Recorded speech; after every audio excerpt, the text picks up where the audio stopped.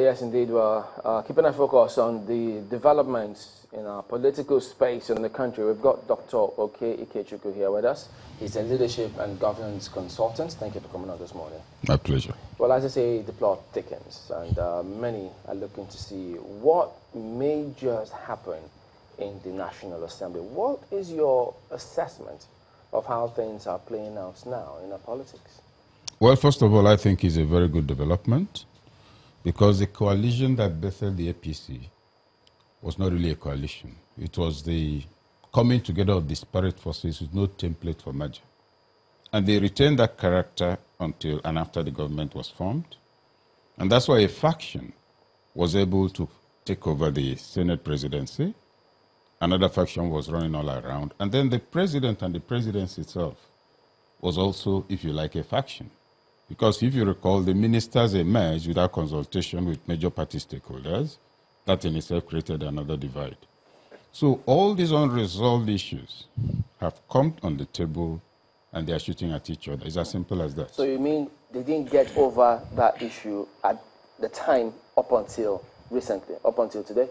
As we speak, they've not gotten over it. That's why they are shooting at each other. One government and the opposition in parliament is from the same government. One government and the presidency swore that the Senate president must be removed and is a member of their party. Same with the House of Reps. And then you have the different factions, those who came from PDP saying, no, we don't feel welcome. Then the president himself now sets up and nominates his ministers, and those protesting about the nominations were members of his party with whom he would have consulted. So who then are the bad eggs, according to Mr. President, who says that the bad eggs, God will remove the bad eggs from the APC? He expressed a personal opinion without evidence. Bad eggs, how many people in APC are not members or were or are not members of the PDP, are not defectees? Nasir Rufai, name them.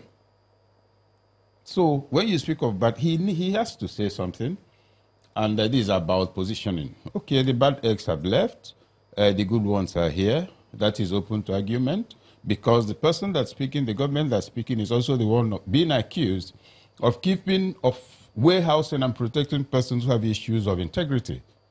So if the bad eggs include those who people know have cases to answer, and they're not being taken to court, they're not being prosecuted, they're not among those being harassed by EFCC, then we must assume that there are different definitions of bad eggs. Even though the president has said, look, if you show me any one of those, they will face the music if there's any genuine case against them. Yeah. They will face the music. The music has been playing all along. It's not allowing any of them to dance. There was somebody who was accused of grass cutting. I don't want to go into the details. Yeah, but he's going through the He's going through the processes and all the rest of it. Now he's out of office? Yeah. There are two issues here. There's a matter of perception and there's a matter of reality of whatever he's doing, fighting corruption. Show me the bad eggs, I'll fish them out. We're in the studio now, and this is a tray of fruits. We're looking at it. Show me the fruit, and I'll make sure it's no longer on the table. And the fruit is here. You will, at a point, you cease to take me seriously, which is what is happening. Now, whether it's true or not, I wouldn't know, but the perception of accommodation of corrupt persons, of unwillingness to take on those who are around you when they default, that perception dominates the definition of the current government in the consciousness of Nigerians. Okay. Now, what anybody says is another matter. When you started, you talked about the wave of defections. You said something about the coming together of the APC initially wasn't like... There was no cohesion, yes. What could have been done to bring about that cohesion that wasn't done? First, as they were coming, you have the reasons why. Some people left the PDP because they felt and actually saw that Jonathan's presidency foreclosed their political chances and aspirations for 2015. 5 governors left. Also, the agreement with the North, or with some politicians that, look, you're going to leave, you're not going to contest in 2015 was violated. So some felt it was a breach of faith, all of that. Now, those who left the PDP were not looking to become members of Red Cross. They were trying to drive further their personal political aspirations. And so they moved to APC. They become part of the 5 coalition, including Rochas and his group from ABGA. Now, having come together, what template of consensus did they design? None.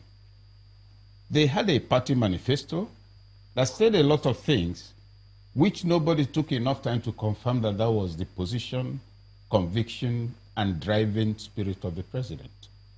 His profile was not open to question. Anti-corruption, I want a good Nigeria, I love discipline. We've never doubted that for 30 years now, and the rest of it. But what was it that Rochas brought onto the table? What did ACM bring onto the table?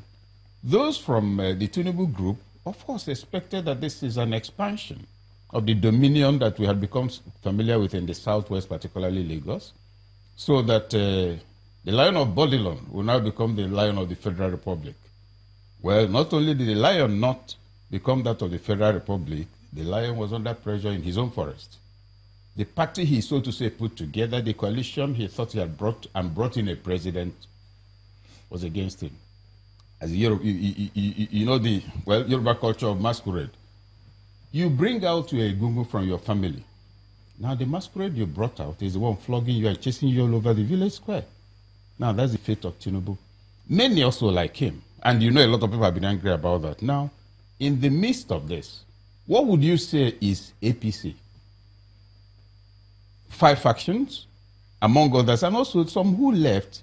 When you say you're going to politics, some are going for leadership, some are going for service, some are going to make money. All these groups, unless you resolve them and have one template, it will be a war front you're creating, which is what we are seeing. But now these ones have left. Yep. And they are going back to the PDP, which they left before. Do you see a resolution of those issues that made them leave here, or are you likely to see another set of defections again? It's a part of the process of democracy and the evolution of political consciousness. Some ran out, went into the APC, which is a legitimate choice. Based on the observations and conclusions they brought, they say, no, there's too much impunity here, so they moved over to APC in the hope there is a better platform against the background of whatever they hoped for. Now they've seen it's not working. If you say you should never defect, then you're not a human being. As you grow, your realizations, your insights, change some decisions you've taken. Some of them, even medical conditions, make you change your diet. Now, in the case of politics, they say that when a man marries 2 different wives, or when a woman marries 2 different husbands, she will make up, or 3 or more, she will know who treated her well or who treated him well. In this case, these are politicians. Oh, if I join with this team, we're going to move Nigeria forward. You get into the team, you find out it's full of buccaneers. No, I got it wrong this time. I'll go to these guys. You see, they are very straightforward. Their records are clean. I get in there, I find out that the understanding of power and political economy is zero. That they're just preachers and idealists. But then you see that they moved and they came back again to where they left from. What does that say of them? What it says of them is that they've realized, many of them have realized they were mistaken in the initial step they took, 1. 2, they may have realized that the movement that occurred initially was because of their failure to resolve things they could resolve. You know, you run out, you find out, you say, oh boy, look, I got it all wrong. I say, I knew where you were going. That's the kind of thing that's happening. What happens to the Nigerian component, the electorate here? They don't seem to be factoring all of that in. Who said? Because if they say, well, we could have resolved this in a political party, but then they got to a new political party, and Nigerians voted for that political party. So what makes them then think that they're moving to the former political party means Nigerians will vote for that political party because they moved back? That's the pressure and reality of democracy. It's a risk all the time. So you go there, if you have anything to offer, the people will vote. The point is, if we expect Nigerians to, as we speak, mature to the level of political consciousness you have in countries like the US, where it's been around for 20 years, we are mistaken.